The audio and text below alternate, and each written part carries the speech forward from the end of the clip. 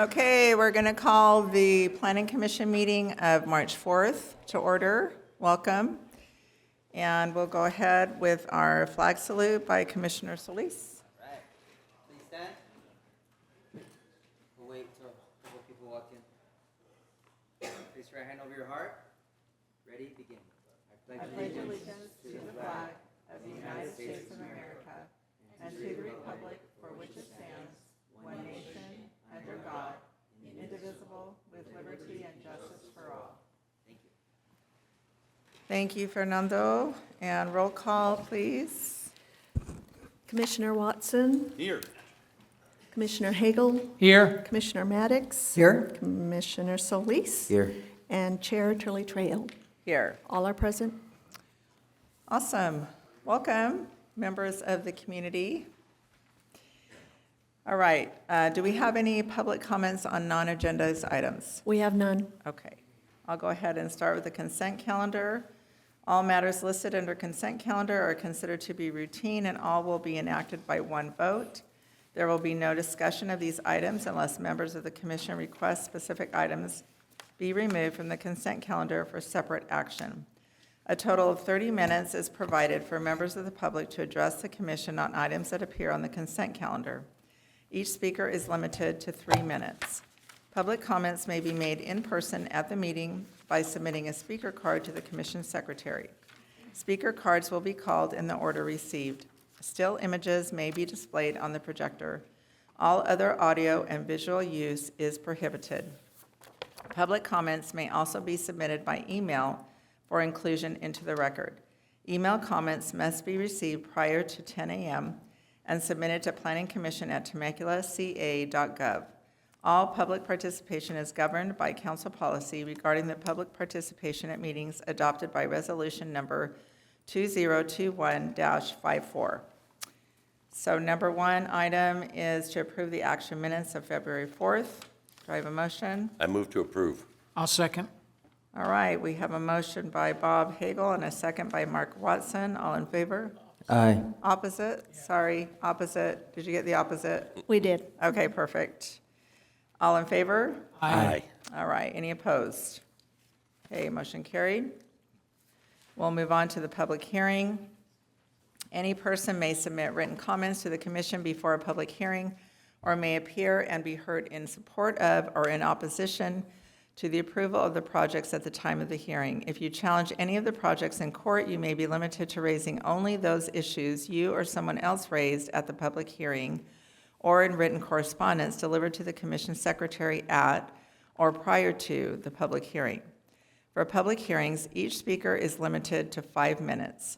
Public comments may be made in person at the meeting by submitting a speaker card to the commission secretary or by submitting an email to be included into the record. Email comments must be submitted to planningcommission@temeculaca.gov. Email comments on all matters, including those not on the agenda, must be received prior to the time the item is called for public comments. Any person dissatisfied with a decision of the commission may file an appeal of the commission's decision. Said appeal must be filed within 15 calendar days after service of written notice of the decision.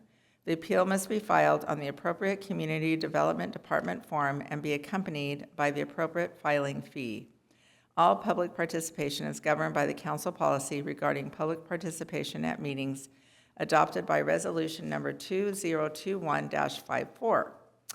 All right, so our first item on the public hearing is, and I'm going to read these two together because they will be doing it together. So we have planning application number PA 25-0163, a development plan application for an approximately 3,000 square foot private recreation center and ancillary amenities located in planning area 4 within the Paloma del Sol specific plan. And Yanine will be handling that. And then we will also be doing planning application number PA 25-0168, a home product review to allow for 6 unique detached single-family plans with 4 architectural styles consisting of 164 lots located in planning area 4 within the Paloma del Sol specific plan. And Scott will be handling that. So staff report, please. So thank you, Madam Chair. As you stated, I'm going to be handling the home product review, and Yanine will be handling development plan. Been a little bit since I've given a presentation, so let's see how this goes.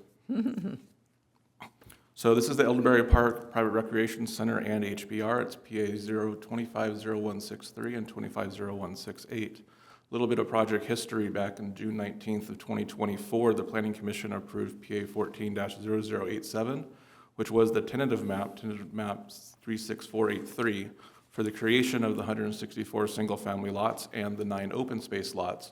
One of those open space lots was designated for the private recreation center. Also, as you stated, this portion of the presentation is PA 25-0168. It's the home product review for 6 unique plans with 4 architectural styles consisting of 164 residential lots. This is the project location. It's planning area 4 within the Paloma del Sol specific plan. It's on the northwest corner of Butterfield Stage Road and Temecula Parkway. In terms of planning area 4, this is a somewhat recent area of the project site.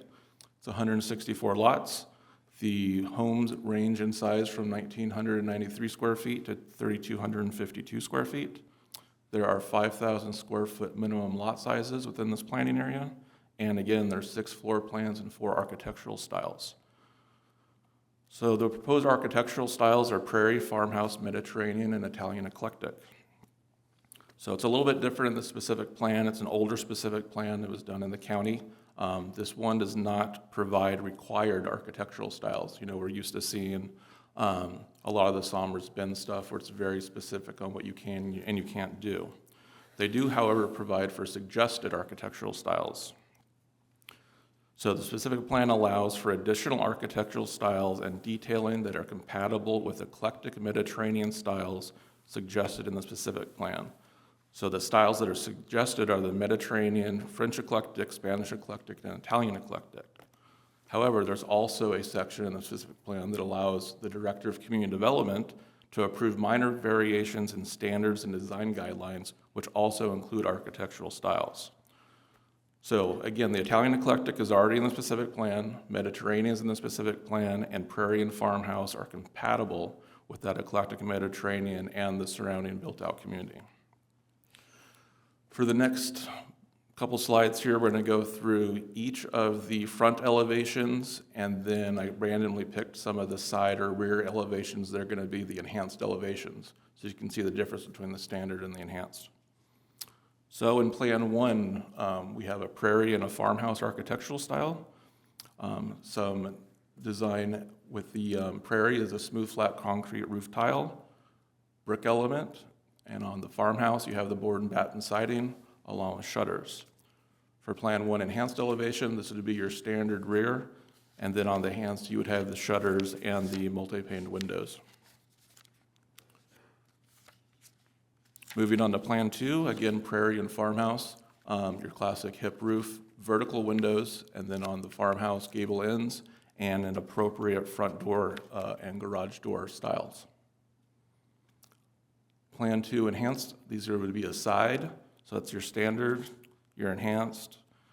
You have additional shutters as well as a secondary material that's been added to the side of this. Moving on to Plan 3, we get into the 2-story units. Again, farmhouse and prairie and Italian eclectic joins the party. In terms of the farmhouse, you have your vertical multi-paned windows, appropriate lights for the architectural style. On prairie, you have your horizontal design elements, as well as the second floor accent windows. And then moving over to the Italian eclectic, concrete S-tile roofing, and arched porch opening. We have rear enhanced on this one, so your standard, and then on your enhanced, again, you have multi-pane windows, and you also have the roof line articulation with some additional siding.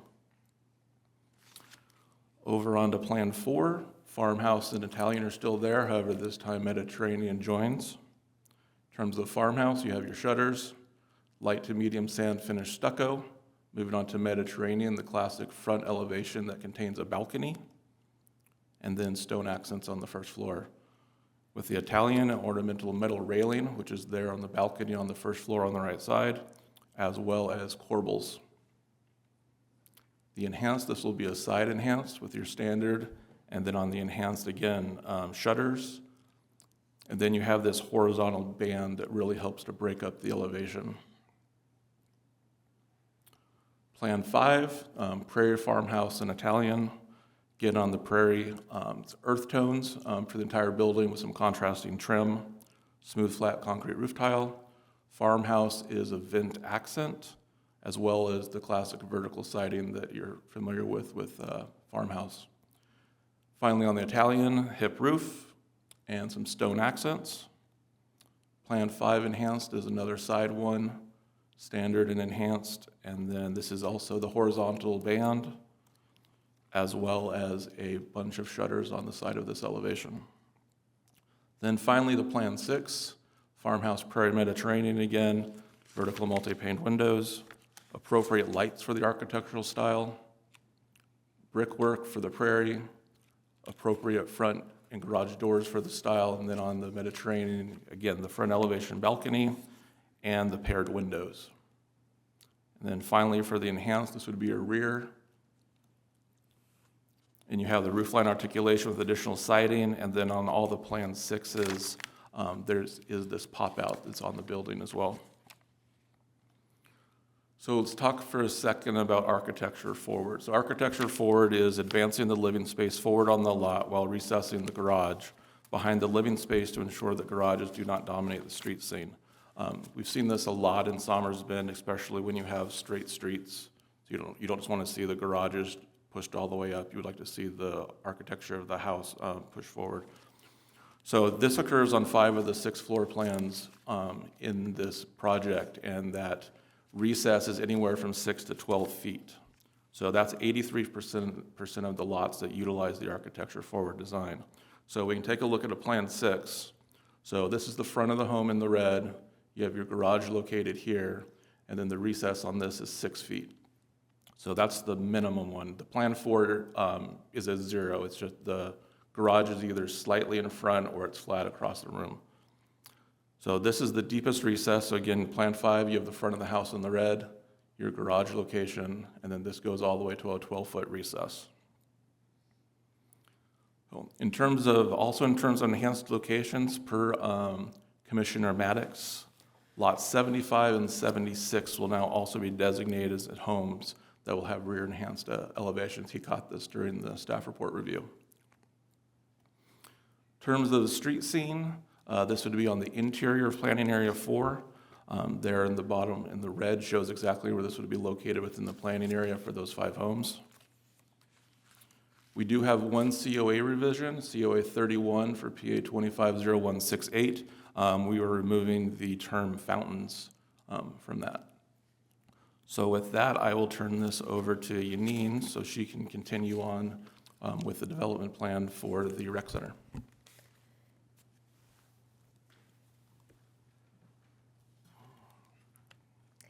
Thank you. Good morning, Madam Chair and Commissioners. This is PA 25-0163, a development plan for the approximately 3,686 square foot Elderberry Park Private Recreation Center. The Paseo del Sol residents will not have access to the private amenity center. The private amenity center will be for the residents of Elderberry Park only. The amenity center is centrally located in Planning Area 4 of the Paloma del Sol specific plan, shown in red here. The project contains one multi-purpose building, one swimming and lap pool, one spa, cabanas, barbecue area with bar, one pickleball court, tot lot, dog park for small and large dogs, fireplace and lounge area, one fire pit, off-street parking, and bicycle racks. On this site plan, you will see the multi-purpose building, swimming and lap pool, spa, pickleball court, dog park, one pen for small dogs and one pen for large dogs, tot lot, and bicycle racks near the amenity center. The amenity building architectural style is farmhouse. This style is one of the architectural styles provided for the home product. Design elements indicative of the farmhouse style are board and batten siding, front-to-back main gable roof, faux gable and vent detailing in brackets. The total landscape area is 2.5 acres, including western redbud, Chinese flame tree, strawberry tree, India hawthorn, and turf. We have had COA 20 revised for PA 250163, and it shall be revised to add, the applicant shall submit a photometric plan, including the parking lot, to the planning division, which meets the requirements of the development code and the Riverside County Palomar Lighting Ordinance 655. All exterior LED light fixtures shall be 3,000 Kelvin or below, except for the pickleball light fixtures. The pickleball light fixtures will be on a timer. The parking lot site light standards shall be placed in such a way as to not adversely affect the growth potential of the parking lot trees. This project was part of an environmental impact report in 1988, and since then has had 4 addenda to the EIR. The proposed project is consistent with the previously adopted Paloma del Sol EIR and addenda, and no further environmental review is required per government sections below. Staff recommends the Planning Commission approve PA 25-0163 and PA 25-0168, subject to the conditions of approval. The applicant has received conditions of approval and has made the revisions set forth in our PowerPoints. This concludes my report, and Scott and I are available for questions.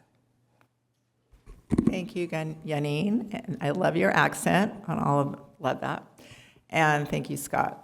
And not your accent, but appreciate your work. Okay, questions. I'm going to start on the left here with, are you ready, Fernando, with questions? No. You're not ready. Okay, I'm going to start on the right.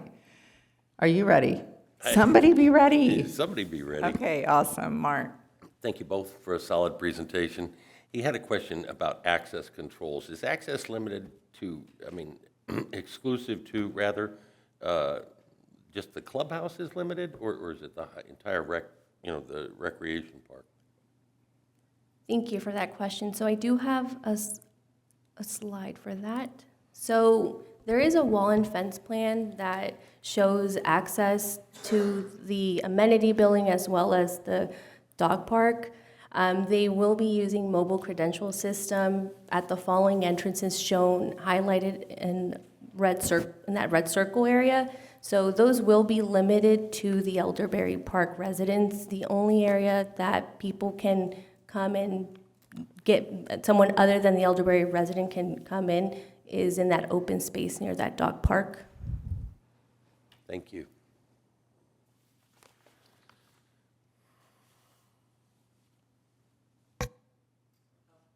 Was that it? You had one question? Wow. Okay, Bob. This is a question for Scott. In general, what kinds of locations would the enhanced architectural? So it's going to be on the rears of the perimeter of the project, so any of the units that are backing onto Deeper Tola and Butterfield and the Temecula Parkway, as well as be on any of the side elevations within the side of the development that are on corner lots, plus the 2 rears that Commissioner Maddox picked out that were at the end of the cul-de-sac. Right. So in general, from any road, whether it's outside the And elder then area. let me also clarify, anything that is backing or siding onto the open space area with the amenities. So we got it covered pretty well in there. Okay, good, thank you. That's it.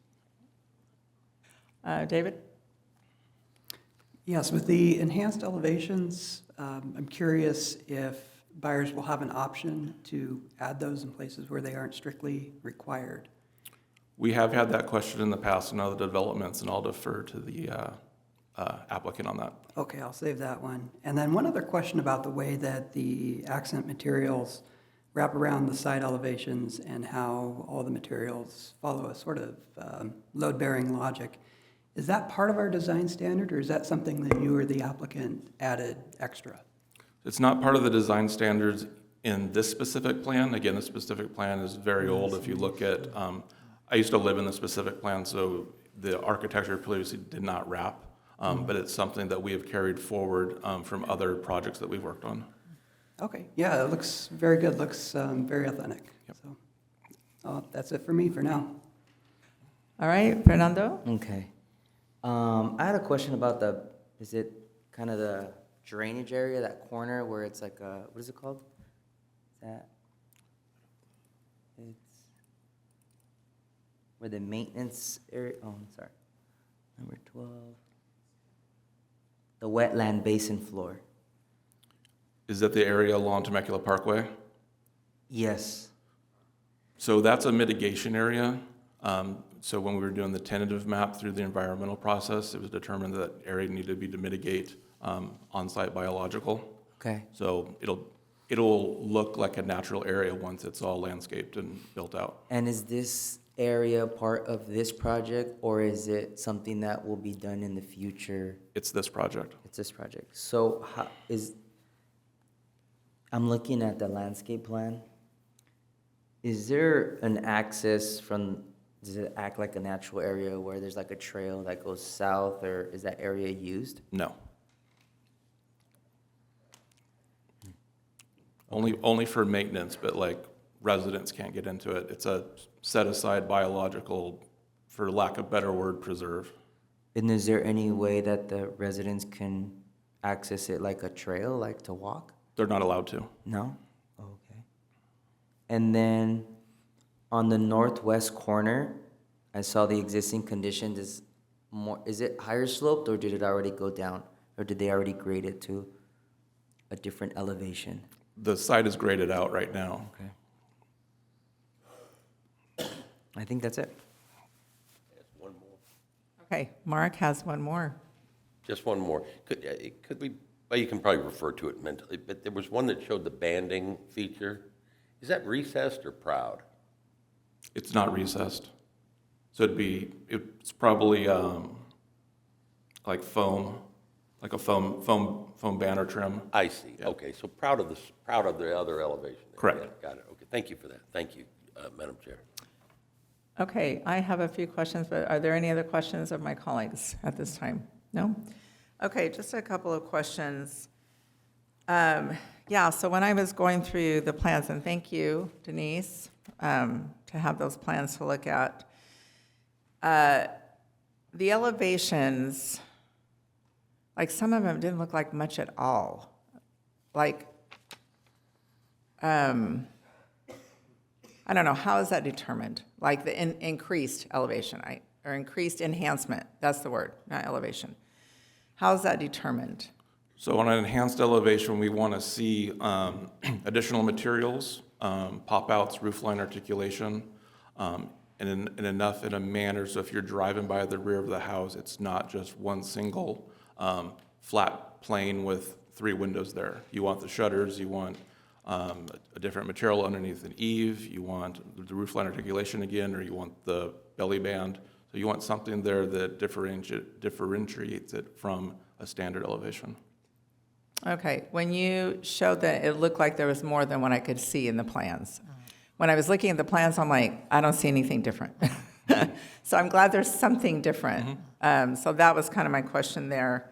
Did you get that too? I Yeah. noticed the same thing, but I also knew that I would expect that the enhancements are fairly typical of what we've seen. Right. Anyway. Right.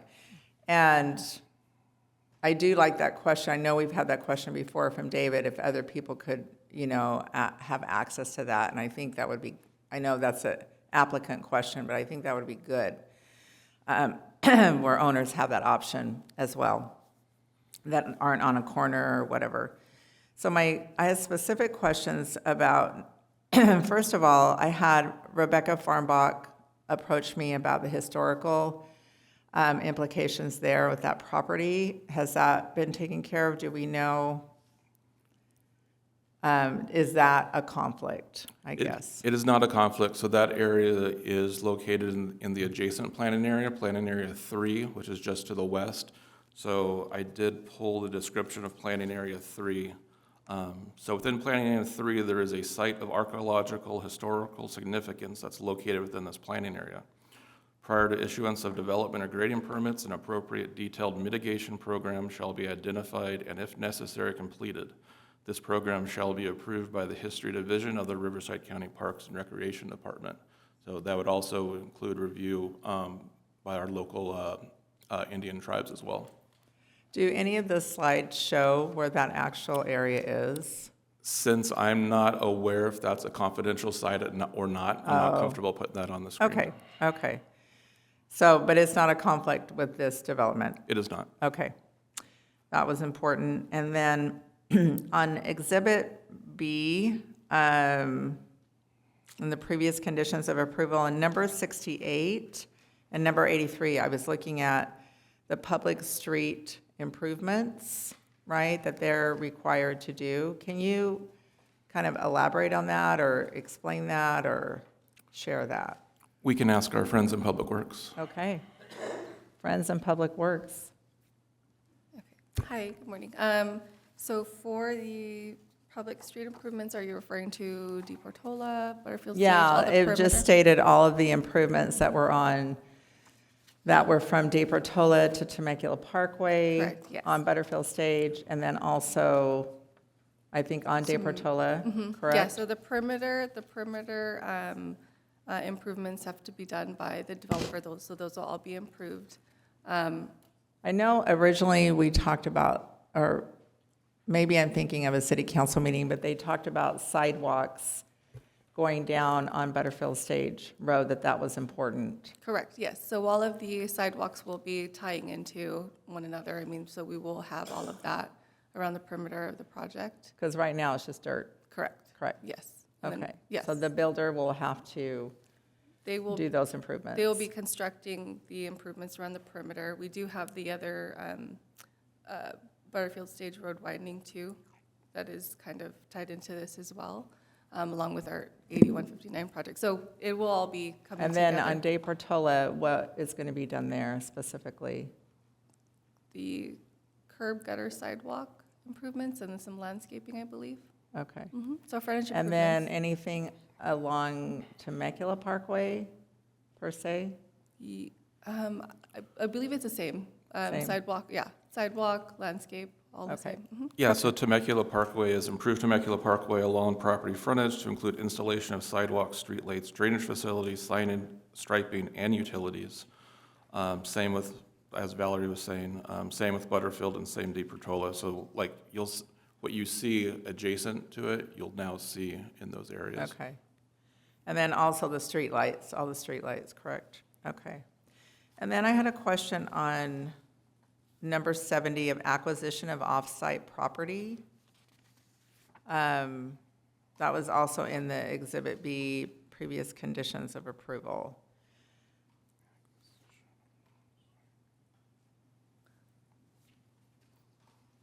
Just saying that if they needed to acquire any off-site property, they would be required to do that. Is there any situation like that?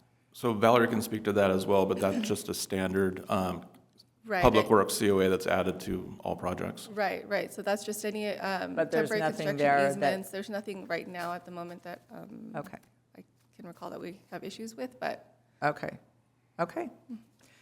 All right, I think those were all of my, and I love the garage setbacks. That's awesome. That's a great improvement. You have another one? Okay.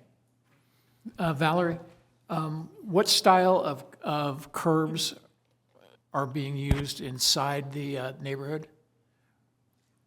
inside the neighborhood, Yeah, so are they the flat, the roll, I don't know what they would I call believe they're them? the flat, I believe they're the flat, not the rolled, The- right. the rolled curb, Yeah. Okay. I believe. We don't have them up here. We don't have the plans on the.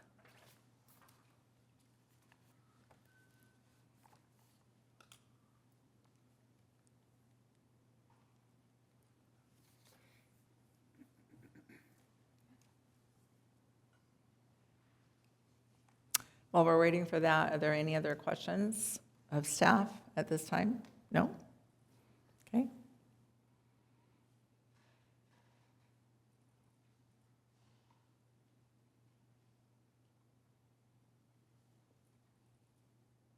They're the standard curbs.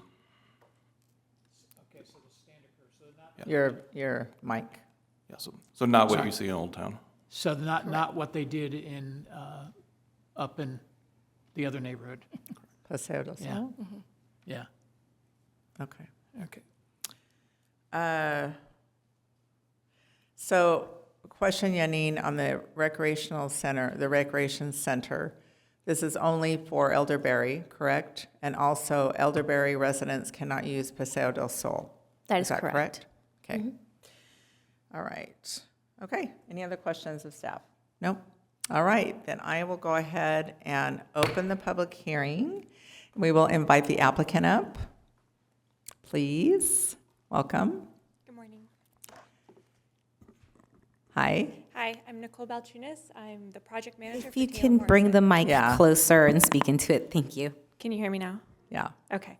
You're Hi. on TV. You're being recorded. Hi, everybody. Good morning. My name is Nicole Balchunas. I am the project manager for Taylor Morrison. Okay, great. Is there anything else you would like to say about the project?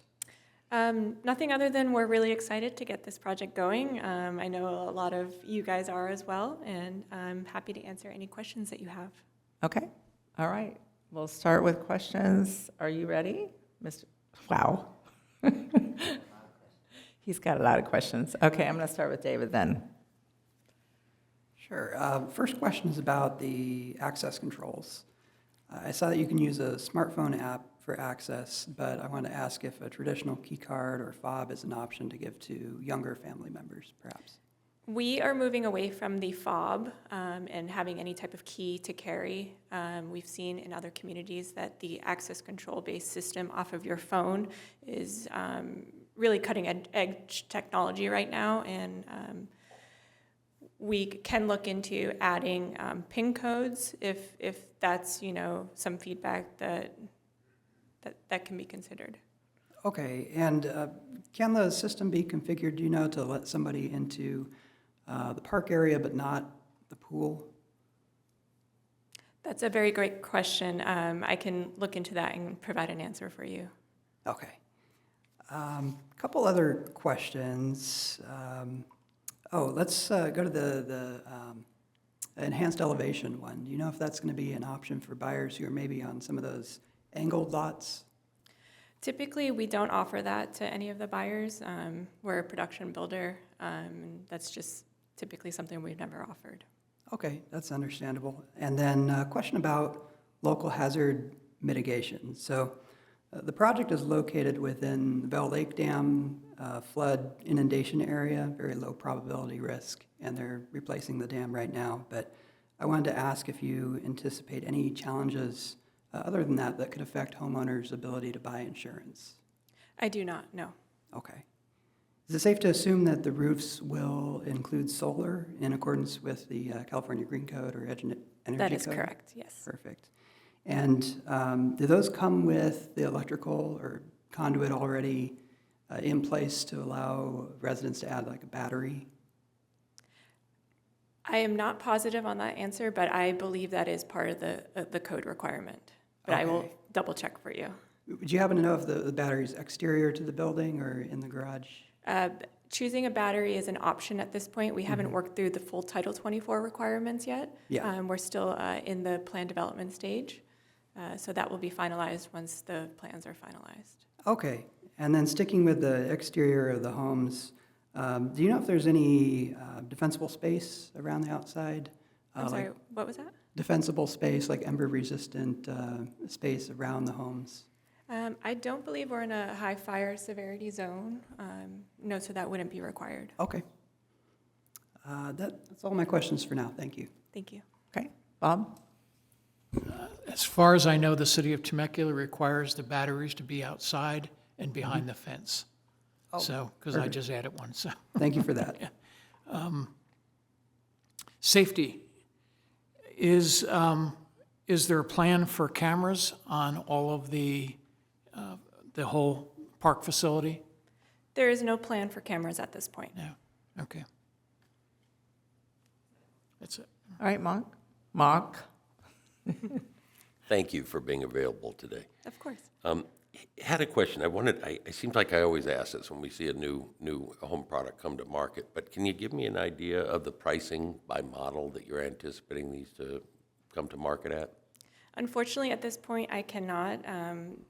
Pricing is all market-driven right now, and we can direct you to our website once we get further and closer to the sales release process. I anticipate us probably releasing pricing around Q3 of this year. Okay, okay. What's your build-out schedule? Our cycle time, Yes. between 120 and 160. We're still working through that. Are you building it in phases? Yes, we will be phase building. How many phases? Let me just reference my phasing plan. Thank you.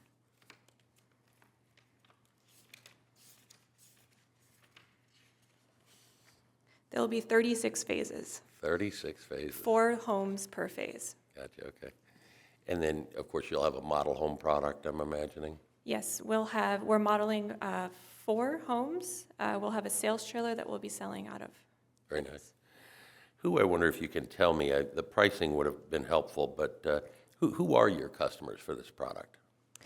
We think that the single story will be age targeted, and then the 2-story homes, might be more of a second-time home buyer, is what we're seeing right now in the market. But of course, that could change. I see. Thank you very much. Thank you. Fernando? All right, I'm ready, thank you. On the plans, the trim around the window, what's the finish on the trim? I'm just gonna foam stucco. Foam stucco. That's my architect. Okay, foam stucco. And then the address signs, are they like those box illuminated? Or are they Maybe if we can have the individual? architect come on out. That way we're not going back and forth in the audience. Great. Welcome. Welcome. Hi, I'm Rob Burkhart with BSB Design. Rob, you Yes. said? Okay, Yes. welcome. Rob? How Okay. you doing? So the address signs are like this plastic box, like with the numbers that Yeah, with the illuminate? numbers with the backlighting on them. With the black Yes. lighting? Okay. And then on lot 106 to 95, you abut existing residents. Is there I think on the section that I'm reading, there's a separation, like you don't share property lines? Is that the case? Because That is correct. what's the grade difference? I'm not sure of the grade difference. Is it big or is it just a couple feet? I'd have to look into that for you, but there is a separation. There's a concrete V-ditch running Okay. through those homes. Okay, I think my concern is just like sharing property line walls, and I think you're building new block walls there. For lots 106 to 95, that will be vinyl. On the rear block wall? Correct. Okay. So it looks like there's between 6 and 7 foot difference between Okay. the existing and the proposed. Thank you, Scott. And you said it's proposed to be vinyl. That is correct, yep. Okay. And as part of the street improvements, is there like a separation in trees, or you guys, what is the requirement of trees that we're requiring you to do for the street improvements along Temecula Parkway and? Sorry, for the Deep Portola Butterfield Stage and Temecula Yeah. Parkway? I have my landscape architect here. Okay. Will, do you happen to know off the top of your head? Hello, my name is Will Pinnerock with SMP Landscape Architects. And so. Welcome. I'm sorry, the question was the tree requirement on Deep Portola? Yeah, how We- many we- trees are you? Well, we have a street tree program there, and I Street- believe okay. the street trees are probably spaced around 30 feet on center with Okay. some supporting background screening trees behind it as well. And so that will complement the existing streetscape that is there on the other side of the street. Okay, So, yeah, Yeah, and that standard will be identified in the specific plan. okay. Guess my concern is, there's a big walkway there, right? So you're gonna put a brand-new sidewalk around the whole perimeter of this development, right? Yes, we are. Yeah, and then will you be matching more or less the design of the abutting residential, the street that abuts it? Is it gonna be matching, or? The design is going to complement it, it's not matching, Okay. but it is going to be per the specific plan that we're following. Okay. Trees, block wall, signs. I think that's it. Thank you. Thank you. Okay, any other questions of the applicant? Okay, I just have a couple. Sure. Mine are more fun. Okay, great. Just gonna tell you that right now. So pickleball court, awesome. So I don't know if you know this, but 4 pickleball courts can go on 1 tennis court. So if you have a community that wants to play pickleball, 1 court is not going to be enough. So if you have room, at least 2 courts, I would suggest, just because there's a lot of people that play, and you're going to have, anyway, if that's an amenity that you want to do, that would be my suggestion, that you would at least have 2, and it doesn't take a lot of space. I think it's great that you're putting that in, because that is something that is very popular now, for sure. And my other question on that was, can you pull up the slide, Janine, with just where the recreation? Yeah, just seeing how far away from the homes that actually is, Sure. because there is noise with pickleball. So just trying to, And we will try to mitigate that noise with the planting surrounding those Yeah. homes. Because we know there is a concern for the noise as yeah. well. So I just want to be proactive on that, right? And just yeah, with the history that we've had. But yeah, if you're going to put 1 in, 2 would be better, just because then you can have more people involved and yeah. That is Just- something we can work with staff and internally. Yeah, it's in just a discussing. suggestion. Doesn't take a lot of space, so just Of a course. suggestion. Lene, I'd like to point out that I did take the approximate distances from the pickleball court to the nearest home, and that's about 103 feet for the nearest home to the pickleball court, and then it gradually increases Right. from there. Okay, yeah, no, it's a great amenity, just a couple suggestions there. And then also on the homes, just a suggestion on the red doors, so I don't know if you can, have that be more subtle in some way. I think that would help the look of the whole area. So that's just a suggestion I have on that. And actually, I haven't even looked at the color boards. Yeah, I'm surprised. I know. I've been thinking about other things. All right, so any other questions for applicant? Thank you. Thank you very much. Appreciate it. Okay.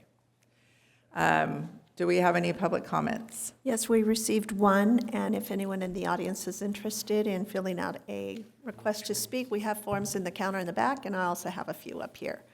Our only speaker is Sarah Evans.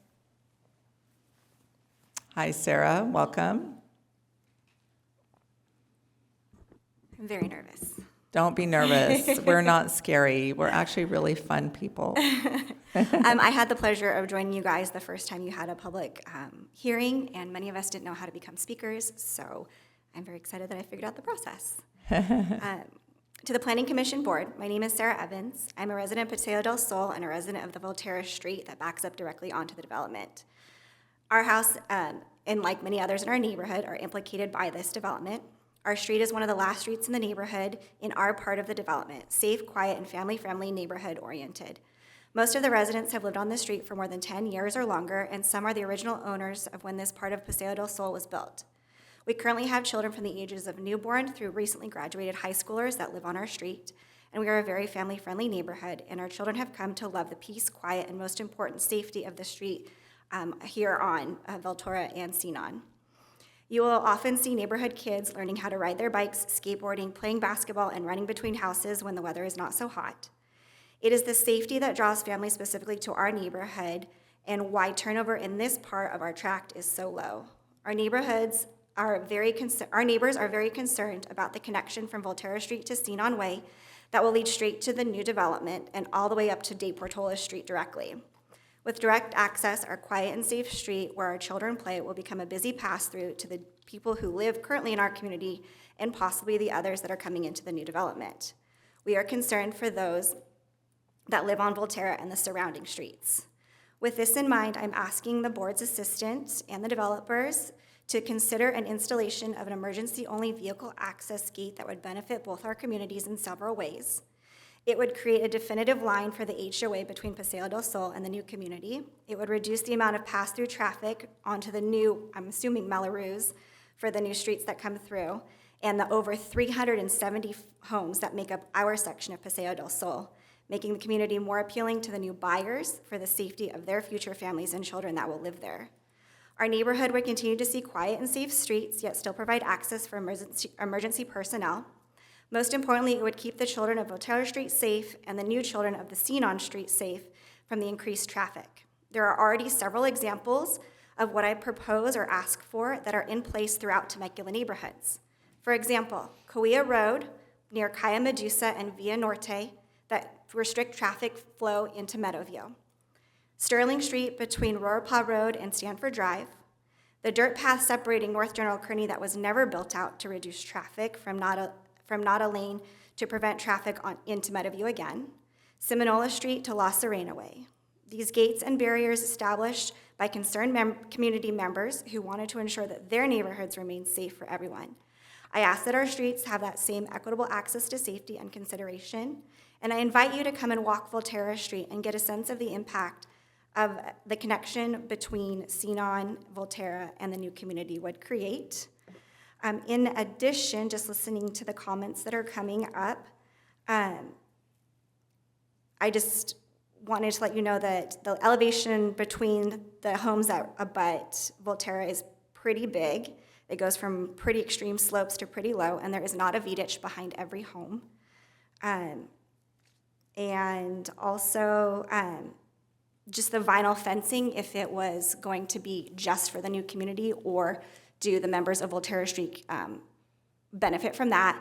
And who is going to maintain that space between the existing Paseo del Sol and the new development with that V-ditch? Is it going to become overgrowth, or is somebody else going to maintain keeping that clean and free from that V-ditch? Thank you so much for your time and hearing my comments. Thank you. Great job. Thank you for being here. Can we bring the applicant up to respond, please?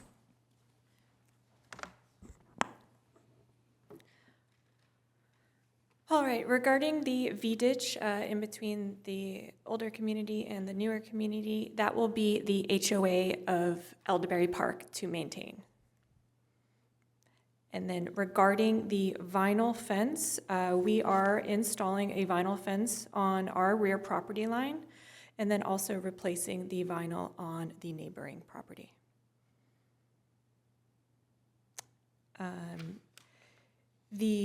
I apologize, the road connecting to Sinon Way, I don't know the name of that. We have a slide with a picture of that, so we know what we're talking about here, that area.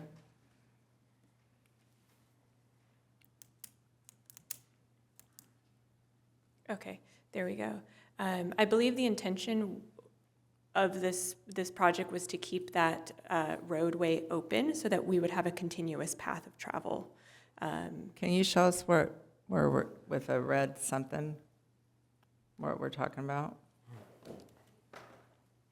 Right there. Okay, thank you. Okay, go ahead. So the intention, I think when this project got approved, was to keep that road open and accessible and have a continuous path of travel. And that's currently how the plans are approved. Madam Chair, I think what we can do is bring up an air photo so we can see the context of that connection. Yeah, that'd be between great. Sinon.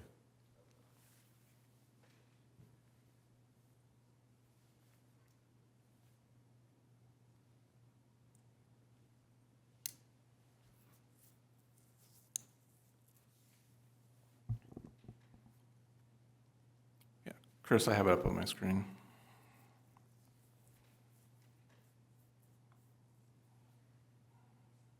I need you to hit Windows P and put it on duplicate so I can see it.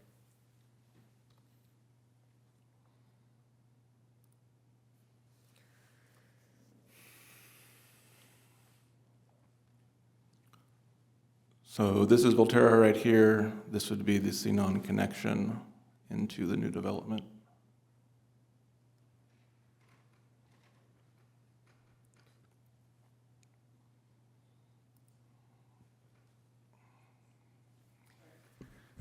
And I think if you were to look at the proposed Elderberry Park layout, that you would see a majority of the residents in Elderberry are going to take that access up to De Portola. It would be inefficient for them to go through that adjoining neighborhood to then weave their way to Campanula Way. I believe too, currently, if we were to cut off access on Sinon Way, there would be only 2 points of ingress and egress to the community. I think it's important to keep Sinon Way open as a matter of fire or life safety. Yeah, and I would add, as we're going through the general plan update, with regard to public safety and evacuation routes, the more connectivity, the better. Certainly, if it becomes an issue in the future, that's something we can look at, but as proposed, I think it's important that we keep that connection. Can you show us, like, since can you show us like where that road with like your little red, where they would typically come out on De Portola, what that would look like? The homeowners. Yeah, if we could switch back to Yanine's screen, she has up the landscape plan.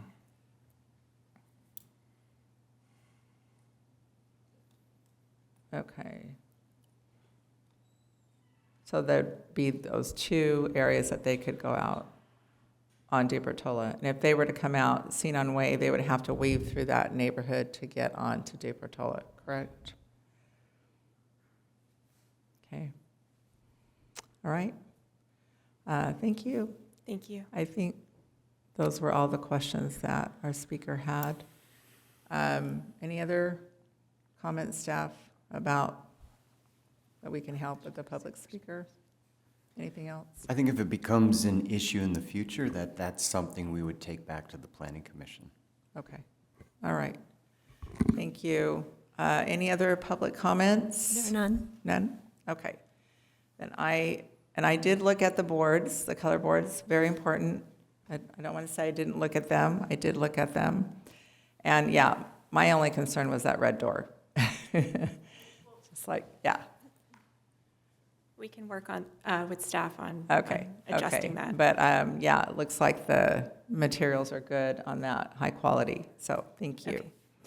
All right, I'm going to go ahead and close the public hearing for discussion with my colleagues regarding this application.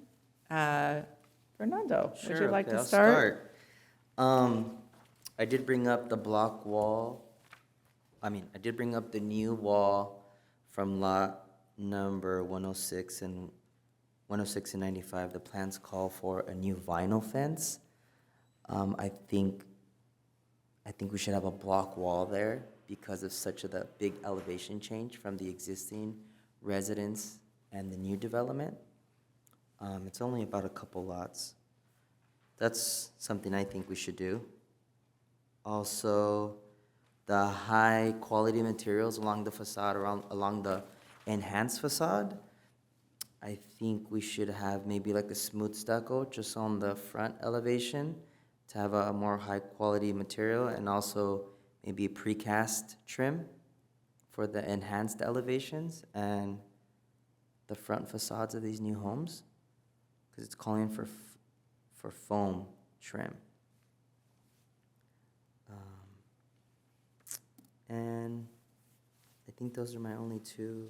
Oh, and also I like to, I don't know if this is already a condition, but during construction, if that, what was that street called? The one that, the Sinon, if that can remain closed during the time of construction, and there should only be access, I don't know if this is a condition or not, but during the construction phase and all the trucks coming in and out, I believe that maybe a good option would be for only the construction, during the construction process, that the access would only be off De Portola until the project is completely done. And then I think the access, the connection is, I think it's a good type of connection. I don't believe, from the way that the street is designed, I don't believe that any of the new residents would be going through the smaller streets to get out. I really think that would be a good kind of walkable, it kind of connects to walkable communities. And they have a new park, maybe the community, the existing community can visit the park and have maybe more routes to walk in that area. But that's what I think. I think if we were to ask for any of those changes at all, we would have to have the applicant come back up. But let's But I hear thought from we're everybody. discussing. Yeah, let's hear We're from discussing. everybody first. Okay, David? Yeah, so I understand it's been a very long road for the applicant to get to this point. It's been a little disheartening to hear some of the tension between the, existing HOAs and, or this tendency to want to gate things off. But I also commend the applicant for coming up with this big investment in the recreational amenities for their future residents. And I respect that there's already been some negotiation over the park boundaries that I really can't speak to. That said, the proposed perimeter fencing around the recreational area anyway is a little bit unusual for Temecula. I grew up over in the Vintage Hills area where the pools and tennis courts were certainly locked down, but the parks and fields were open for spontaneous play. And we didn't have to take a smartphone with us to get into the park just to be able to touch grass. Many years later, when my wife and I moved back to Temecula to start our own family, we specifically chose a home next to a private but open HOA pocket park with the intention that our kids, as they grow older, will be able to explore their neighborhood freely and intuitively. I think if you look at the model of Temecula's most successful neighborhoods, almost all of them follow the same design principle. They keep their boundaries kind of soft and seamless, regardless of whether they're designated as public or private. And that's also been a defining characteristic of just about every individual neighborhood within the Paloma del Sol specific plan. So just on that basis of wanting to make this project as successful as it possibly can be, I think it would be a better experience for the future Elderberry residents if they could enjoy a more open recreational enclave where their kids can explore their environment freely, as if the park were a natural extension of their front yard. But I'd certainly be interested to hear what my colleagues think about that, and I, of course, would defer to the chair if you want to ask the applicant if they would be agreeable to that. Bob? Okay. When we originally looked at the site plan, I think it was last year, one of the concerns I had was that Cena Way stayed open for emergency, particularly in a disaster, where the number of opportunities to get out of a neighborhood is opened up. And I know we are getting very close to finishing a kind of a master evacuation plan, and that's very important. So we also looked at how likely people would use it as a cut-through, and that is just not very likely given the two outlets on Tipo de Portola. So I don't feel that's a real issue, at least at this point. So the other thing that I would highly recommend is that that the developer consider putting cameras for security purposes on the public facility area, that the cameras record and keep for some period of time, that, and it be available to the police department. I just met with a number of the sheriff's personnel, and one of the things that they say that has been very important to making arrests is those cameras. And we've got them out through all of our park systems, as well as I think pretty much every other neighborhood in the city now uses them, and they would be maintained by the HOA. So that's something I would highly recommend. Mr. Watson? Thank you, Madam Chair. I suppose I can see both points on the SEMA Way thing, but ultimately, looking at it from the Google Earth perspective, it just seems so circuitous that I'm not sure I see it as a viable route during construction or just during normal ingress egress of residents. Certainly gas is going up. I think people are going to take the shortest distance between 2 points. So I wasn't terribly concerned about leaving that open. I do like the house product. I do. I just, like I typically do, every time we review a house product, I'm always wanting to know just as specifically as possible, or at least a better general idea of what range they're coming in at, which was sort of adjunct, price range, which was sort of adjunct to my question, who are your customers? Are these people that are going to be commuters? Are they living and working in Temecula, which is even to a sense talks to the general plan update. Who lives, who works here, how does that work?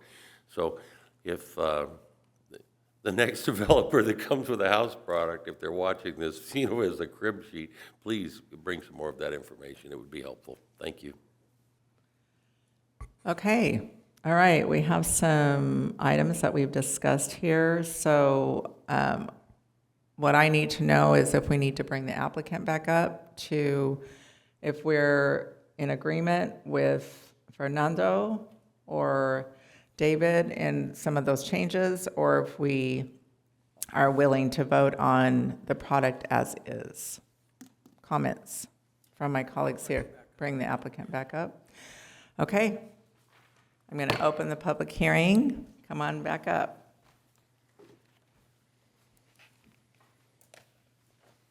Hi. Hi. So just a response to some of the things that have been discussed and. Sure. Yeah. Let me start with Sinon Way, with the construction access. There will be no construction vehicle traffic going through from Sinon Way into the neighboring community. We will make sure to put up fencing and secure that for everybody's safety. The other item, I believe, was the vinyl fence along the neighboring community. And I would just like to point out that we'll be replacing, let me get specific here, it's lots 106 through 95. We'll be replacing their vinyl fence. There'll be a 6-foot wide concrete V-ditch maintained by the HOA, so there'll be no overgrowth. And then there'll be our homeowner's property line with vinyl fence as well. So there'll be 2 fences. Any questions on those 2 items? Does that answer your question, Fernando, on that? You were saying you wanted a wall instead of the Yeah, I vinyl wanted fencing. a wall because there was a big, I'm looking at the grading plan, I think it is. And I just saw that there was a big difference in grade that I think a block wall would be better. That was my suggestion because of the grade change. Your response on that? Sure. So the vinyl fence that's going on the neighboring community, that will be at their rear yard property line. We are not changing that grade at all. And then the V-ditch, and then our fence on our grade. Yeah, and your V-ditch is maybe like, I think it's 1 foot, less than 1 foot, the vinyl fence, and then there's a V-ditch right away, and then your elevation goes up 2 to 1, right? I don't have the grading plans in front of me. I have the section up on my screen. Okay.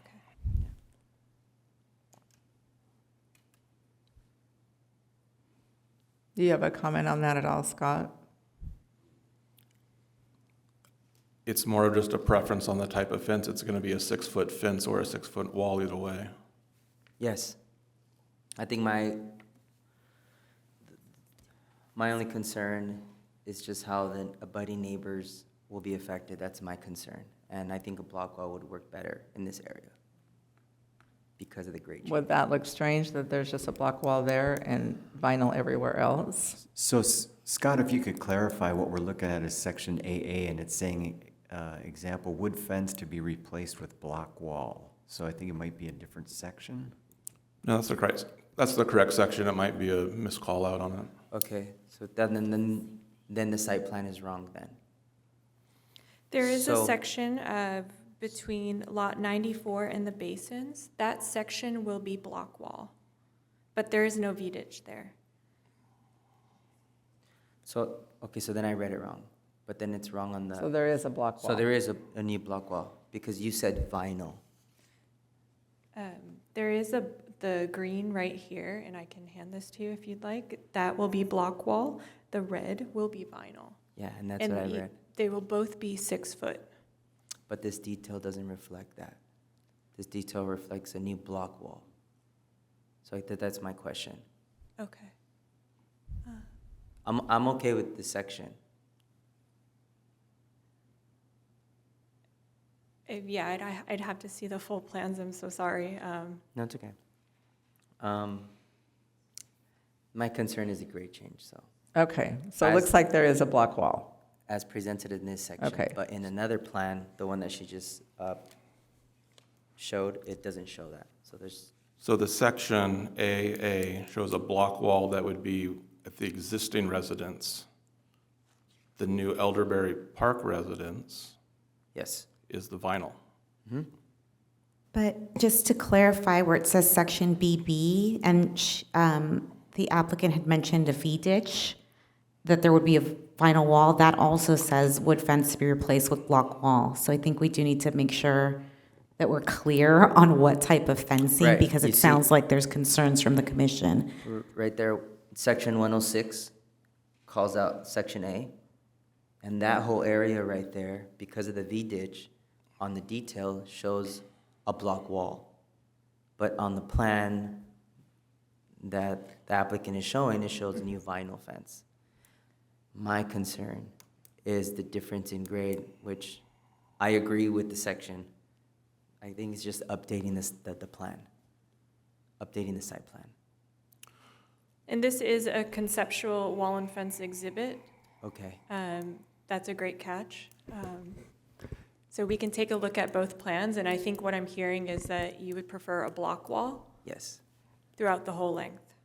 Yes, as shown on your details. Okay.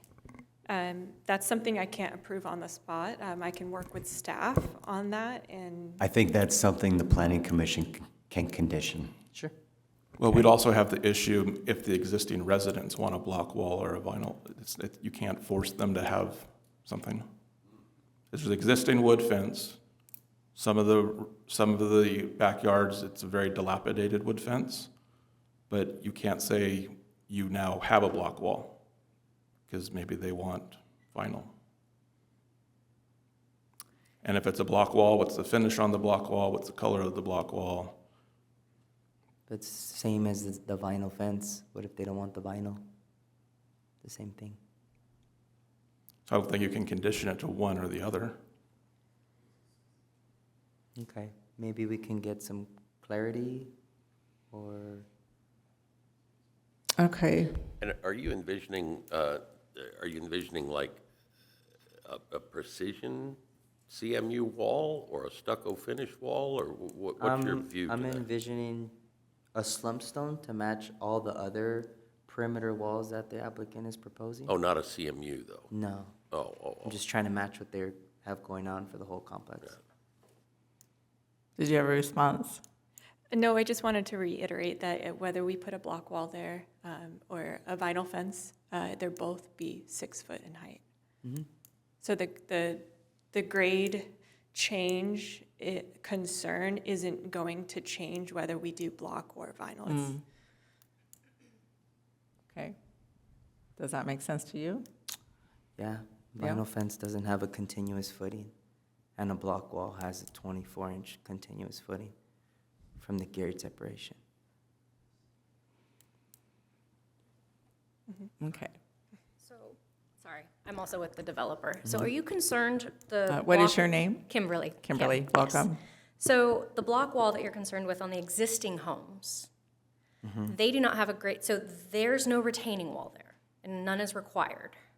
Oh, I understand that. Okay, so what's the request for the block wall, just for the look? I think your improvement is to create a new V-ditch, right? No, the V-ditch is existing. Okay, so then I'm looking at, So the V-ditch is existing, it's currently there. okay. and it's staying there. Our HOA will maintain. And then we're just installing the vinyl fence on our project. I know, I think there's just confusion, that's why I was like. Yeah, there is definitely. So And then I why- apologize, because that grading plan was done by the previous developer, so unfortunately, it's not our Okay. detail. So then why, are you required to change the property line fence to a new vinyl fence? Or is that something Currently, it's you're- not in you're the doing? conditions, but that was what we were, the homeowners, as Scott mentioned, we can't require a homeowner to go on their property and change out their fencing. Well, I understand. Exactly. That's why I was saying, okay, well, if you are gonna change it, you should put a block wall. Well, that's because of even the more difficult, because when of the you, improvements. when you That's- go onto a homeowner's property, they typically would not want you to put a block wall, because the construction and the cost and damaging their landscape becomes just much worse than a I vinyl wall, understand. and that's not what they want to look at as well. They'd much rather have a vinyl fence, which is what, like, this is what Woodside, the previous developer, was proposing at one point. Okay. And we always prefer a vinyl fence if it's not needed for a retaining or for structural conditions, which Right. this isn't. So because it wasn't conditioned, and because the homeowners, if it wasn't needed, we weren't going to do it. Because the V-ditch is already there, there's no necessary structural component to needing a block wall. Okay, so there's an existing V-ditch. Correct. And your improvement is to not, your scope of work is not to touch the V-ditch and improve from the existing V-ditch up. Correct. And it's already graded, all the lots are already finished. Okay, Everything's already done. okay. Yeah, there's nothing retaining. That's why it was just going to be a vinyl wall on our side as well. Okay, so maybe there should be a note on there that you won't touch the property line fence. That, I mean, Then- part of, we were actually going to talk to Scott about this afterwards. That was part of what we were going to speak to him about, because Woodside had spoken about potentially replacing it, and that was our thought too, is it's much easier to not, if the homeowners don't want us to go onto their property, it's much better not to. Yeah, I agree. Right? Especially not, we are going to replace that block fence from the lots further down. That fence is gone in a lot of those rear yards, and those homeowners are ready and much anticipating that wall to go up. But that was the only one that we are going to go ahead and replace. And So that if that one, makes more and that one sense. is a block wall? Yes. Okay, Yes. okay. Because there's a basin there, not homes. So yeah, that's why the block wall. Block walls are typically on the perimeter of the property, where it's not a double fence standard like that is kind of on the top Yeah, there, if that makes sense. I understand. Yeah. Thank you. Okay. Sorry for the confusion. No, it's okay. Okay, are we I know good? there's a lot of different details, and Are a we lot of things clarified? probably didn't Yeah, I think match I'm up good. I right think I there. understand. Okay. Okay, and then maybe you can address Commissioner Maddox's concern with the park. Sure. So the area that is not going to be access controlled is the big open green space. I hear your concerns about, having kids play intuitively and, without having a mobile credential or a phone in their hand at all times. I think that's the goal, is to get everybody off their phones. We can look at alternatives so that they don't have to take their phone with them to the playground. I think from our perspective, just securing that area is where we're coming from. And again, the green space is open. Kids can run, enjoy themselves there. So can you pull up that slide again, Yanine? And then we can look at where the actual gates are. Sure. I think the gate has to be there because of the pool, right? Yes, the pool and spa has to be gated. So I think as you're proposing it, you're just proposing it the fence around the pool? Yanine, would it be too much trouble to show the exhibit with all the gate locations? Yes, one moment. So the red circles are where we're proposing it to be access controlled, where they either need a mobile credential or we can look at alternatives such as a PIN code. But we're really trying to stay away from those PIN codes because people forget. Or they give them to everybody. Exactly, yes. Oh, I understand now. Yeah, so you can see around some of the perimeters and then right through the middle Right. of the park. And then the playground area, it looks like, is Yeah. kind of walled off. I don't know, I don't quite have the same security concerns. Most of the HOA parks in Temecula, don't have this. Yeah, most of the parks are Yeah, always open. and when I see kind of gates like this, I kind of recoil with the same reaction I would have to, gated or bars over windows. I don't know. The gates won't be, they'll be 6 foot. You won't even know that there's a access control system there. Okay. So would it be a possibility of not having all of those gates necessarily secure? Like, it's just a gate or not have a gate? Is there any possibility of that, of what he's talking about? So it would just be strictly a, Just kind of more open? I think he's just wanting a more open feel or in that community. And like if kids have to take a phone to go to the playground, we could explore the opportunity of maybe just having a gate there, but not having access control on it. So it's, they can go in and out. Would that be something? or are you wanting no gate? What's the point of the gate if there's Yeah. an entrance? I think for future HOA improvement, shall they want to put something there, it's capable of having access control.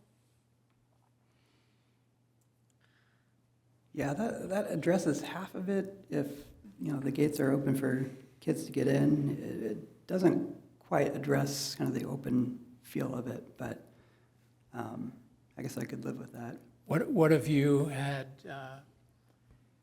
gated access to the pickleball court and not the playground? Yeah, I think you would absolutely need to keep it for the pool, the rec building, the pedestrian paseo, access to Butterfield Stage Road, and pickleball, not my area of expertise, but I think most of the tennis You courts. wouldn't need pickleball Yeah. to be locked. It would mainly be the pool, right? Yeah, Pool and the exterior areas, right, of having people being able to get in. Well, the rest of Paloma del Sol, all the tennis courts are all, locked. I mean, you have to be a resident to get in and use them. So. Yeah, I think that the tennis they usually lock, the basketball courts are open. Yeah. So yeah. Can we possibly not put a fence and then after it's done, if the HOA would like to put a fence up? Gate. A gate, then they can come back to the city and then the city would review that at that time? Can we do that? I can explore this with the building official. There's some code requirements that we have to follow, like a continuous path of travel. So we need to make sure that we meet that code, along with, also satisfying your comments. So that's something I can definitely explore. Kind of like, I don't know if it's Scott or Yaneen who drew the red line on the screen, but I can look into that if that's what you guys would like to see. Okay. All right. Any other questions of the applicant or anything else we need to have clarified? Would they be willing to put a camera system in? Oh, camera system, yeah. Yes, Bob, yes, I did hear your comment, and we can also get pricing for that installation and see how it fits within our DRE budget. Our main goal here is affordability. So we're trying to balance the amenities with the HOA dues that the homeowners have to pay. But that is a great comment, and I will... What are they having to pay at this point? Have you guys figured that out? We're still determining, because we haven't got a planning commission approval yet. So everything's a Are work you in- wanting that? Is that what you're wanting? Yes, please. But yes, I hear your concerns with the police department. It's always helpful to have that footage. So I will look at getting pricing and see how that works with the dues and keeping that affordability range. Are you good with that? I'm good with that. Okay. I know actually, in our case, I'm on Paloma del Sol, our HOA actually uses video as well for issues related to damaging equipment and that type of thing, so. Mark, something Just else? going to ask, who do you envision monitoring that? Who does it at your In our age? case, HOA monitors it. Like a but- security service or a Yeah, security firm? we have a security service. Oh, you do? Yeah, and the biggest thing is, what police is saying is, if there is something where they get called in, that they have access to that and use it for everything from drug trafficking to damaging, equipment. We had a situation where one of the HOAs had all their copper wiring stripped out, which cost them, tens of thousands of dollars. And the police were, using video to see if they could determine, who the perpetrators were, so. Okay. All right, thank you. Okay, so thank you very much. Any other questions? Tell me your first name again. Nicole, Nicole, thank you so much, Nicole. thank you very much. And to all your people, thank you. We also had the request from Commissioner Solis on smooth stucco and precast trim. Oh, on the, Along the front facades? sorry, come on back. Nicole, we need you again. No problem. I hear your concerns about the smooth stucco and the precast. However, we're a production builder, and we are striving to keep costs down and to make these homes affordable to the people. Sorry. I mean, this is brand new development. I think high quality, you already have high quality material. Yes, we do. Great Yeah, quality. this is just 2 more pieces. Yeah, costs are extremely high, and again, we're striving for affordability. Well, what does everyone else think? Well, we need to close a public hearing and Okay, discuss. we'll close it. Thank you. Okay. I'll close the public hearing, and let's talk about those things that we want to either condition or not. So Fernando's talking about instead of foam, right? Yeah. Having it be the real thing, Yeah, just in the Which- front, just in the front, yeah. just because that's where it matters. So I know there's a lot of enhanced, there's not a lot, but there's a couple enhanced elevations, and it's a brand new house, brand new community. All the other communities around are doing the same thing. It's not something Yeah, I would agree out with of the that. norm. I feel like that should be It's high not quality. it's actually a great element, high quality materials. And I think we should strive to have high quality materials for new development. Okay, I wonder, just if for reference, we could pull up one of the elevations, and you could kind of point out where you're seeing the precast go. It's wherever they are proposing trim, Oh, for all trim? yeah. not just for the front. Just for the front facade. So it'll be, like for example, elevation A, they're only proposing trim on the top and the bottom of the window.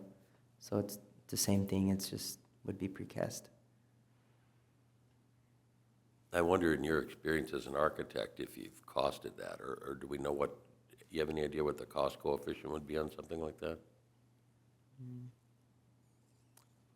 When it's mass, when there's a lot of pieces, it's not as much. Yeah. I mean, the cost does come down, but this is Well, that's an all economy that. of And scale. I'm thinking about the whole project. I'm not just looking at. Okay, I think my goal is the high quality material. That's my goal.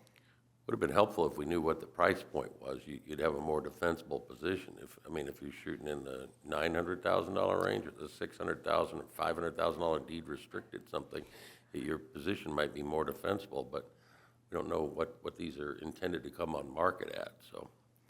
I think these will come over $1 million in market. Ooh, you think? okay. But We digress. Okay, yeah, we I don't digress. think that's We the- digress. I think my Okay. goal is the high quality material. That's Okay, what it so is. high quality material, we need to decide if we want, and what you can do is make a motion and put that in the motion, and it can either succeed or not. And then also, are you satisfied with your questions being answered about the open and the gates in that situation? Or is there something that needs to go into the motion? I think No, wait, I'm talking to David, sorry, on that. Well, I guess maybe a question for staff. Is that something they come back and work with you on, or is that something that does go into our motion? I think anytime there's a recommendation to explore or work with staff, It needs to that's be- not very specific. I think what we'd like to see is a crafted motion with direction from the planning commission as to what you want the applicant to work with staff on. Okay, Okay. all right. Or if the commission doesn't feel ready to make a decision because there's still a lot of outstanding pending questions that you don't know the answer to, and you want the applicant to go back, work with staff, you could always continue the hearing and bring it back. Now, I'm not suggesting that's what you have to do, but it's also an option if you don't feel ready because you don't have enough information, or the applicant hasn't agreed to conditions, and those still need to be crafted. But if you think that you can pose the motion in a way to say, here's the clear direction, where staff is told, this is what you need to work with the applicant on, then you can certainly craft the condition in that manner. Okay, I think we have the surveillance camera, the open space, fencing, the precast in the front. yeah. I don't know if maybe they want to work, applicant I can work think with we the have staff. enough information, in my opinion, to not have to continue. I think that we can craft the motion to include all of those items, and then hopefully the applicant can work with staff on making that happen. So that's where I'm at about it. Are we good? Are we conditioning approval on the applicant actually accomplishing all of these things? Or I'd go with- conditioning it on, they just have to work with staff? Conditioning that is the direction that we want to go for them to work with staff on those items. We either are or we're not. So we need to decide whether we want to do that and condition them or not at this point in a motion. And we have, I think, 3 items. We have the cameras for them to look at. Doesn't mean they have to do it, but it's something that they need to explore and work with staff on. With the Precast. precast And smooth stucco. also, like exploration, see if that can happen. And then also with making the whole area itself more open, not as gated inside the actual homes area. So that, looking at that, whether we can make that more open. So it's an exploration, it's a direction to staff to look at those 3 items. And then are you saying bring it back at a date certain? So how would that work, Marisela? So if you want to make it enforceable, as in go explore with staff and then come back and show us what you've come up with, can you not, then you would continue it to a date certain. If you want to do an approval today and not continue it to a date certain, then it would not be enforceable in the sense that you're just saying, hey, go see if you can accomplish this. But if they come back and say, oh, it's too expensive, or, the fencing only works in this area, then it's done, right? So I think Okay. it's a matter of how important is this to the commission Right. for this approval. So you either make it enforceable or you just make it exploratory. Right, okay. All right, why don't we open the public hearing, bring our applicant back up, and let's hear what you have to say about that, so that, Hi again. We can have the HOA install the security cameras. I will make that promise to you guys. I actually already have pricing for that, so we'll just have to see how that affects the dues, but we'll try and structure it in a way that we can still keep the dues affordable for the homeowners regarding the cameras. For the fencing, I do have to work with the building official unless somebody from the building department is here that can speak to the continuous path of travel. Is that, oh, Yeah. Okay, yeah, so as far as the fencing, there's a requirement for restrooms. So once they exceed a certain foot requirement from the restrooms that are provided at the pool area, they would have to provide additional restrooms in that area. So that fence is kind of separating, creating a separation so that that portion of the park is served by those restrooms.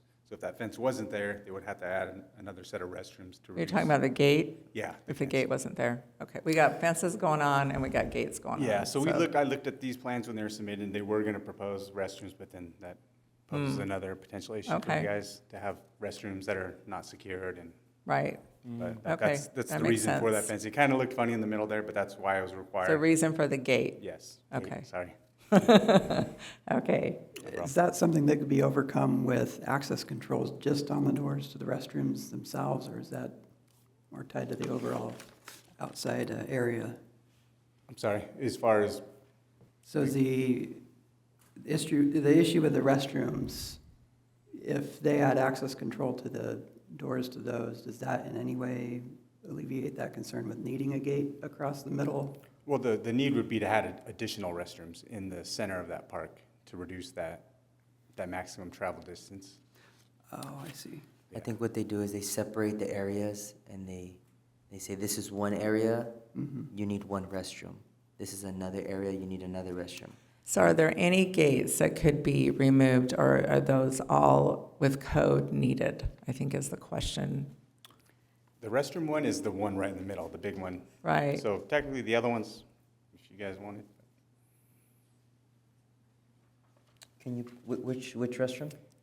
Can we put that slide up again with the, yeah. So the one right down the middle, separating the dog park area. In the open space, that blue line, Yeah, I don't have. that is essentially preventing us from having the additional restroom building. Yeah. However, you're saying we could remove the gate in between the two homes leading into the tot lot area. Is that correct? Yeah, by the accessible parking you got there, that gate entry could technically go away. It's just the big one along the walking path that's kind of separating. And that two would need to separate parks. stay. Yeah, that's the one that kind of achieved getting out of the restroom requirement. Okay. Okay. Okay, all right. And And I'd like to invite my architect up here to speak on the precast and the smooth stucco. So you're looking at also doing the enhancements too. So once you start doing that, now we're doing the enhancements with precast on the enhanced elevations. All the window trims and everything you're requesting to be Just on the front. just on the front. Yeah, not the whole house. That's also gonna look kind of odd when you have that material, then you wrap the side and you've got those pop-outs in stucco.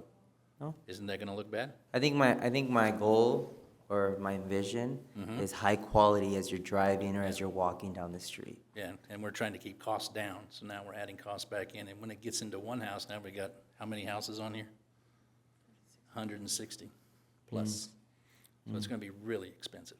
Well, and there's an aesthetic contrast, isn't there? I'm certainly not an architect like either of you two, but there is, does that not represent an aesthetic contrast where the front is one, but if I'm looking at it from an angled perspective, I'm seeing something mismatched or not non sequitur? I don't think anyone can notice the two types of separations, but a high quality facade you can notice. Well, now I'm definitely going to notice, now that I brought it up. Yeah. Well,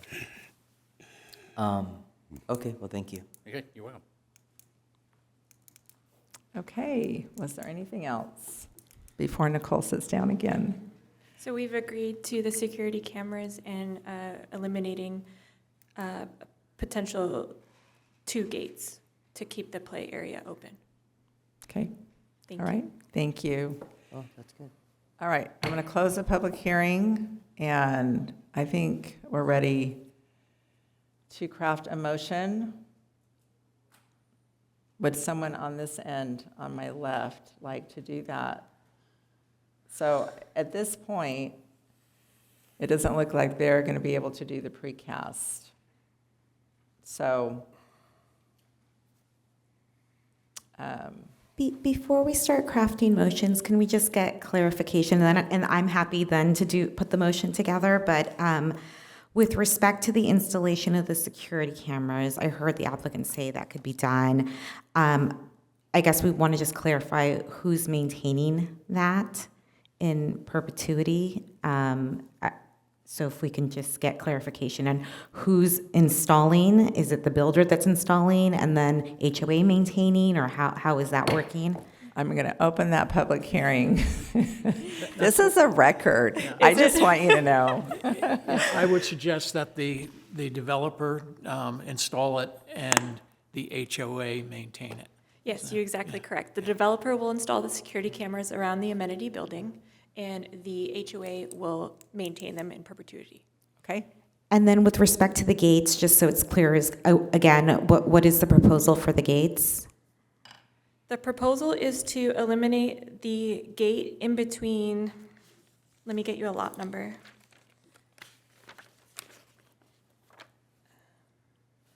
In between lot 140 and 141 to allow free access to the tot lot.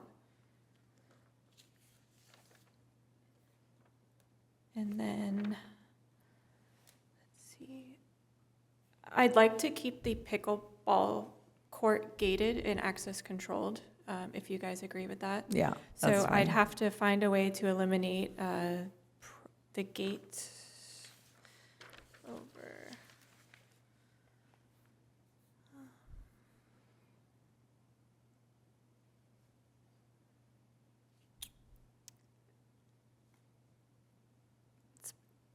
Probably the easiest way to describe it is the gate off of Lusitano Trail and the meandering pathway getting to the tot lot. So the only gates would be the ones around the dog park. The dog park will be gated, the pool spa will be gated, the pickleball court will be gated, and then the rec building as well. Sounds pretty good. Yeah? Yeah, that sounds good to me. As much as I'd like to see that gate through the middle go, I can't ask you to build a whole nother restroom, so I think that's reasonable. Okay. Thank you. Okay, anything else that, Maricela, we need to clarify with the applicant before I close the public hearing? No, I think that's, Okay, I need one clarification. okay. Where did we end up on the perimeter fence first wall? Because we're going to need to revise plans to reflect. The perimeter fence of what? Where you wanted the solid wall instead of the vinyl fence. Oh, that was abutting lots 106 to 95. Correct. But There was never I think a it's just final there was never a determination final, on that. but I think the applicant said that they wish it not to touch the property owner's fence. Did your previous developer have conversations with the property owners already? They have not, no. Okay, just want to make sure. And I understand that that was a plan that was made previous, so maybe there was some kind of error there. Correct, yeah. So did you get your clarification? Yeah, so Are we good on that? wood fence stands, they installed vinyl on their property at the top of the slope. Yes. Okay, and then, so you're not touching you're not putting vinyl for the property For the owners? property owners. We're not putting vinyl for the existing property owners between 106 and lot 95. We are not. Okay. Okay, I think that's fair because Their existing fences remain. what about the dilapidated fences we were talking about? Those are being replaced? Is that south where we are proposing the block wall? Oh, okay, that's what it was. Okay, all right. And we will install the block wall. Okay, got a lot going on. All right, any other clarifications of our applicant? Mark, did you raise your hand by any chance? Okay. He's eating an Easter bunny. Okay, all right, we're going to close the public hearing. And Maricela, would you like to do the honors of crafting the motion so we know it's good? so there will be, and we're going to take both, I guess we'll take them separately. The first is a motion to approve planning application 25-0163. This is the one that pertains to the recreation center. For that one, there is a revision to condition of approval 20, which was read into the record by staff. In addition, there would be 2 conditions added that requires the installation of security cameras around the amenity building. the security cameras would be installed by the developer and maintained by the HOA. An additional condition that requires gating only around the dog park, pickleball courts, pool and spa, and amenity building, and the elimination of the gates in between lots 104 and 141 to allow free access to the tot lot, as well as elimination of the gate off of Luciano, I think it's Lusitano Trail, and the meandering tot lot. So that would be the first motion. The second motion would be to approve planning application 25-0168, and that one just has a revision to condition of approval 31, as was read into the record by staff. Okay. All right, so we're going to go ahead with item number 2, and Maricela already read the motion, and so I would like to have a second on that, or a first. We would need Yes. a first on motion to approve. You are not a Yes. first, you're right. You just did a great job, so I thought you were the first, but you're not the first. Okay, so could someone say, "I so move," I will whatever she move- said? I will move the motion as stated. Okay, and we have a motion and a second. Motion by Bob, a second by Mark. I got that right this time. All in favor? Aye. Aye, okay. Woohoo! Are we excited? Okay. The second motion we need on planning application number PA 25-0168. Would anyone like to make that motion that has already been stated? I will move the motion as stated. So, Okay, Bob, and a second. I second. Okay, and we have a second by Fernando. All in favor? Aye. Aye. Any opposed? Okay, motion carried. Bada bing, bada boom. Got it done. All right. Awesome. Congratulations, and we're excited to see a high-quality product, right? If anyone accuses the commission of not being thorough, I would say that we're rather thorough. So. Okay, thank you. All right, commissioner reports at this time. Mr. Mark? He's ready to go. I know you have a long trip. I attended last week the Coffee with a Cop, and one of the things I got out of it, which I was pretty much went there for, was to have conversations with as many of our deputy sheriffs as I could regarding traffic issues, and what I got was a lot of input. One of the things that they all told me was they never bring up problems without proposing a solution. And one of the things that came out of it, which I agree with, and I'll talk to Ron when he gets back, is they would like to have a quarterly meeting with staff, with, say, 2 or 3 of the deputies, providing input from everything from cameras, changes that they'd like to see in cameras, to some safety issues, input regarding they're getting a fair number of flat tires on city property, which is becoming pretty costly, particularly the motors.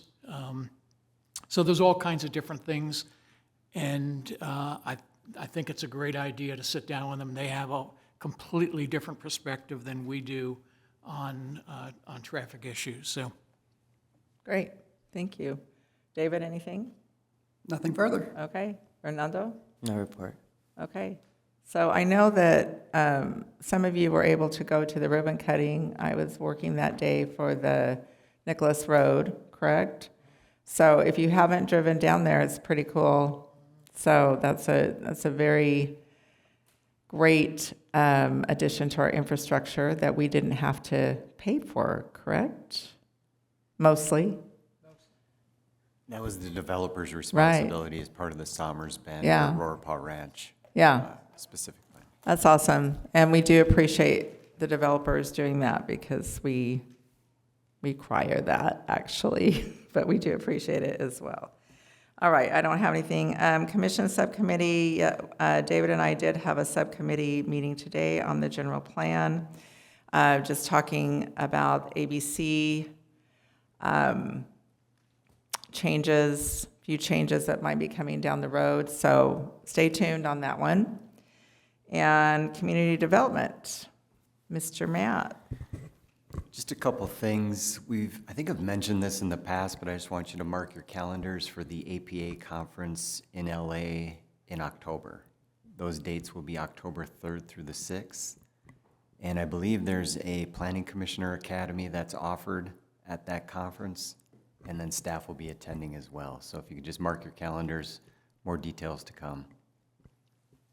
And then the other update is with regard to the general plan update, the GPAC, or the General Plan Advisory Committee, met in February, and they're exploring some land use, some areas of further analysis for future land use. In March, staff's going to be working with the consultant on some of those alternatives, and then those will be brought back to the GPAC in April. We will be reaching out to this Planning Commission and the City Council for additional input as well. So stay tuned, we're coordinating calendars. In April, you're saying, or? Ideally, it would be before things go back to the General Plan Advisory Right. Committee in April. But When is their meeting in April? I think it's the second or third Thursday of the month. Is there one this month? Is there one in March? There's no meeting in Oh, March. okay, so their next meeting will be April 2nd or 3rd Thursday. Correct. Okay, so maybe you can keep us posted on that. Certainly will. Okay, thank you. All right, Public Works. You don't look like Ron. I know, not today. Currently, actually, I don't have any other updates aside from Ron is in Washington, D.C. right now with Luke, Betsy, and Mayor Alexander out there working to get some transportation dollars for us. Awesome. So they just left, I guess, yesterday. Okay, So, awesome. Well, Yep, thank you for being that's- here. Yes. Okay, right. Okay, anything else? Anybody? We're good? All right, we're going to adjourn until our next meeting on April Fool's Day. Wow, at 10 a.m. But be here. All right.